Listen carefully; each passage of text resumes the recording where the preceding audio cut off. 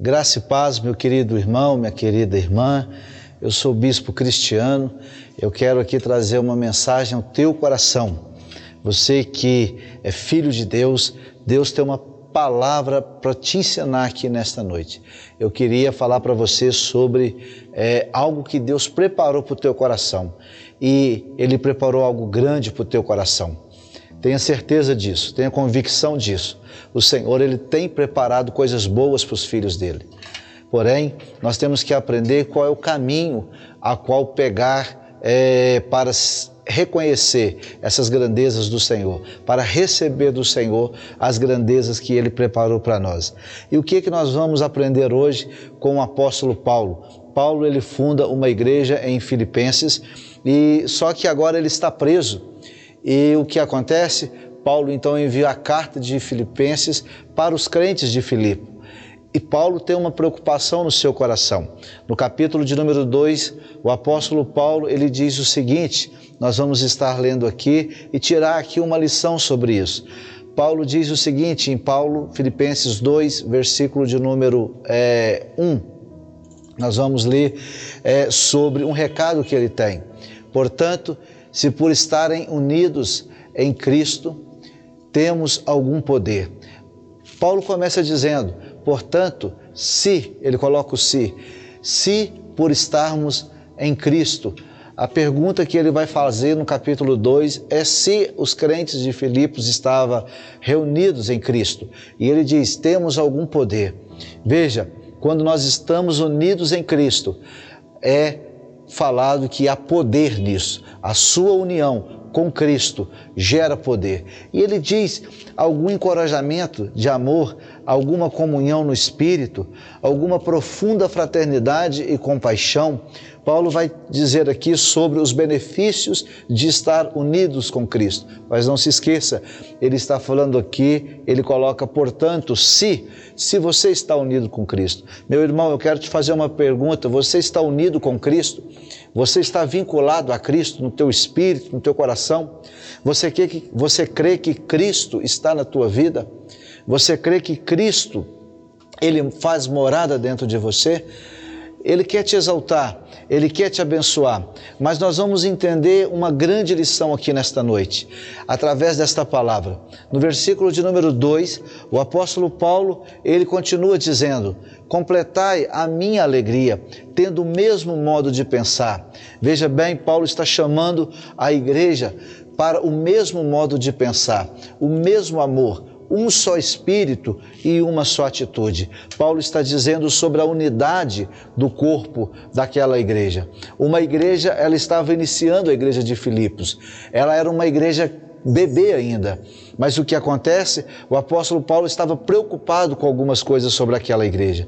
Toda igreja, todo conjunto, todo corpo de Cristo, para crescer, ele tem que aprender sobre a unidade e também sobre a humildade. E aqui, em Filipenses capítulo 2, nós estamos vendo o apóstolo Paulo nos ensinar sobre estas coisas.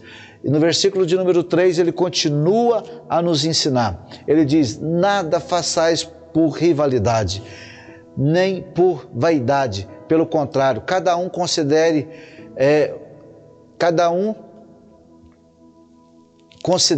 com toda a humildade as demais pessoas superiores a si mesmo. Veja que aqui nós temos uma chave para o crescimento pessoal, para o crescimento como igreja, como corpo de Cristo, e aqui também nós temos, na verdade, uma lição que vai para a nossa vida, a humildade. A humildade, ela tem um poder extraordinário. E nesta igreja tão pequena, tão iniciando, Paulo envia uma mensagem para eles sobre se eles estão em Cristo Jesus, eles deveriam ter poder, eles deveriam ter comunhão uns com os outros e eles também deveriam ter humildade. A humildade, ela é a base de uma vida bem-sucedida, de uma igreja bem-sucedida. E Paulo vai dizer algo, considere o teu irmão melhor do que você. Na verdade, nós hoje estamos vivendo numa sociedade que o contexto é quem tem mais, quem ter mais coisas, e não ser é mais importante. E nós precisamos de entender que o ser é mais importante, tem que ser mais valioso do que o ter. E Paulo, então, ele está dizendo, considere o seu irmão melhor do que você. Você que está me ouvindo, considere as pessoas melhor do que você. Esse é o caminho para uma grande exaltação na tua vida. A humildade, o poder da humildade faz com que você vá alcançar coisas tremendas na sua vida. Se talvez você está passando por algum tipo de tribulação, algum tipo de perseguição, use o poder da humildade na sua vida. Considere as pessoas melhor do que você. Use o poder dela, talvez uma perseguição, talvez uma difamação. Eu não sei o que você está passando, mas a força da humildade que Paulo vai estar se destacando aqui nesta igreja. E no versículo de número 4, ele continua dizendo o seguinte: cada um zele, não apenas pelos seus próprios interesses, mas igualmente pelos interesses dos outros.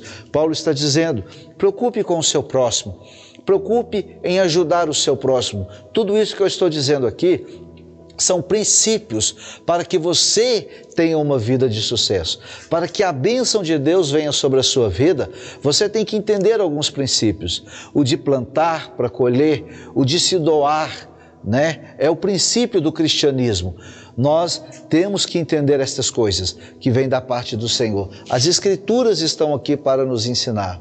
Versículo de número 5 continua nos ensinando: tende em vós o mesmo sentimento que houve também em Cristo Jesus. Veja que chamado nós temos, ter em nós o mesmo sentimento que houve em Cristo Jesus. O mesmo sentimento. Isso está querendo dizer o seguinte, que se você é filho de Deus, você foi lavado e remido no sangue de Jesus, o Espírito Santo mora dentro de você. O Espírito Santo também é o Espírito de Cristo. E quando você tem o Espírito Santo, o que ele vai colocar dentro de você? As pessoas confundem o que é poder de Deus. Aqui nós temos sentimentos que houve em Cristo, ter também em nós. Quais eram os sentimentos que houve em Cristo Jesus? De humildade? Sim. De compaixão? Sentimentos de traumas tinha em Cristo Jesus? Não. Qual os sentimentos? Sentimentos de medo que tinha em Cristo? Sentimentos de depressão? Não. Os mesmos sentimentos que tinham em Cristo Jesus, meu irmão, há de ter dentro de você pelo poder do Espírito Santo. O mesmo sentimento, a mesma convicção que Jesus tinha do chamado dele como Messias. Assim tem que ter dentro de nós. Haja em vós o mesmo sentimento. Mas quanto o diabo tem trabalhado no sentimento das pessoas, fazendo com que elas se sintam inferiores, fazendo com que elas se sintam não filhos de Deus, não declarados filhos de Deus. Os sentimentos de falta de fé. Nós temos que entender que a Bíblia diz: tenha em vós os mesmos sentimentos que houve em Cristo Jesus. Sentimentos de poder. No versículo de número 6, nós vamos vendo aí um outro princípio para nós, o qual, tendo plenamente a natureza de Deus, não reivindicou ser igual a Deus. Veja bem aqui, Cristo tinha a mesma natureza de Deus. Veja bem, eu sempre digo que Jesus, ele é Deus manifesto em carne. E aqui diz, não reivindicou ser igual a Deus. Ele se despojou da sua glória, no versículo de número 7, olha o que está escrito. Mas, pelo contrário, esvaziou a si mesmo, se esvaziou. Será que nós, geração atual, nós nos esvaziamos ou nós queremos nos encher? Meu amado irmão, veja bem, a tecnologia está aí. Eu estou chegando na sua vida a partir desse vídeo, com esta palavra, graças à tecnologia. Porém, veja o que eu quero te dizer. Isso é para a glória de Deus. Isso, nós somos instrumentos de Deus. Nós temos que entender uma coisa, nós precisamos entender que nós precisamos nos esvaziar como Cristo se esvaziou da sua glória. Sendo Deus, não teve por usurpação ser igual a Deus, mas se esvaziou. Se esvaziou. Será que o nosso status, ele revela a glória de Deus ou ele enche o nosso ego? Será que os dons que o Espírito Santo deu a cada um de nós é para a nossa glória ou é para a glória dele? Será que nós vamos nos esvaziar de nós ou nós vamos nos encher do eu, como Satanás se encheu de si, achando que era o bom, achando que era o tal, e ele queria estabelecer o trono dele acima do trono de Deus. Meu amado irmão, nós temos que aprender a nos esvaziar, nós temos que aprender o princípio da honra. O princípio da honra é seguir os passos de Jesus Cristo, é orar a Ele, é esvaziar o coração de todo eu, de toda soberba, de todo orgulho. A Bíblia diz que a soberba procede à ruína. Toda honra e toda glória seja dada ao Senhor, que me levantou, que te levantou. Sem Ele, nós não somos nada. Sem a presença do Espírito Santo, nós não somos nada. A começar, no amanhecer, nós precisamos das misericórdias de Deus. Nós precisamos do ar que Ele nos concede de graça, para que nós possamos viver, simplesmente viver. E para quê e por que nós vivemos? Nós vivemos para Ele, porque Ele nos plantou para a glória do nome dEle. Veja bem, Ele se esvaziou. Ele se esvaziou de si, assumindo plenamente a forma de servo, tornando-se semelhante aos seres humanos. Quando Ele se torna semelhante aos seres humanos, Ele se rebaixa. Ele se rebaixou para que você pudesse se levantar, Ele num corpo glorificado no futuro, na ressurreição. Veja bem, no versículo de número 8 aqui diz o seguinte: assim, na forma de homem, humilhou a si mesmo, entregando-se à obediência até a morte, morte de cruz. Ele se humilhou, Ele se humilhou. Ele humilhou a si mesmo, sendo obediente ao que o Pai colocou no coração de Jesus. O Jesus dos evangelhos sinóticos. Ele se esvaziou. Ele era homem, não teve por usurpação ser igual a Deus, porque se esvaziou sendo Deus. Jesus fazia milhares de milagres, mas a glória voltada toda para Deus Pai. Ele é Deus Pai, Deus Filho e Deus Espírito Santo. A glória do Deus Pai, Jesus Deus Filho e o Deus Espírito Santo. Veja o que a palavra do Senhor nos diz no livro de Provérbios. Olha o que está escrito em Provérbios 15:33. A sabedoria ministra o temor do Senhor. A sabedoria. Você é uma pessoa sábia? Você é muito usado por Deus? Você é um homem que todo mundo diz: olha que sabedoria que esse jovem tem, olha que sabedoria que esse pastor tem, olha a sabedoria que esse evangelista tem, olha a sabedoria que este homem de Deus, esta mulher de Deus tem. Mas a sabedoria, ela não vai trazer a soberba. A sabedoria, ela vai trazer o temor do Senhor. E a humildade antecede a honra. A humildade antecede a honra. A soberba antecede a ruína, a humildade antecede a honra. Então, eu dou uma palavra para você. Você que vai considerar as pessoas melhores do que você. Ah, mas, bispo, o que as pessoas vão dizer de mim? Não é que as pessoas vão dizer de você. É o que Deus declara sobre você. É o seu testemunho de humildade diante das pessoas para representar o caráter de Cristo na sua vida. E a humildade vai te levar a um lugar de honra. A soberba te levará a um lugar de ruína. Ele se esvaziou. Aqui está a base de uma igreja que está começando. Talvez eu estou falando para pessoas que a igreja deles tem 20 pessoas, 10 pessoas, 15 pessoas. A humildade vai fazer vocês crescerem. 100 pessoas, a humildade vai fazer vocês crescerem. Sabe por quê? Porque a base da honra é a humildade. O Senhor diz no livro de Tiago, Ele dá graça aos humildes e Ele resiste aos soberbos. Veja bem, Ele dá graça aos humildes. Graça é o poder para vencer. Graça é o poder para vencer as tentações. Graça é o poder que nos transforma. Graça é o poder que nos faz sentir filhos de Deus.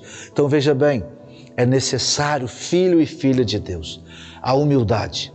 Ele se humilhou e Deus Pai o exaltou.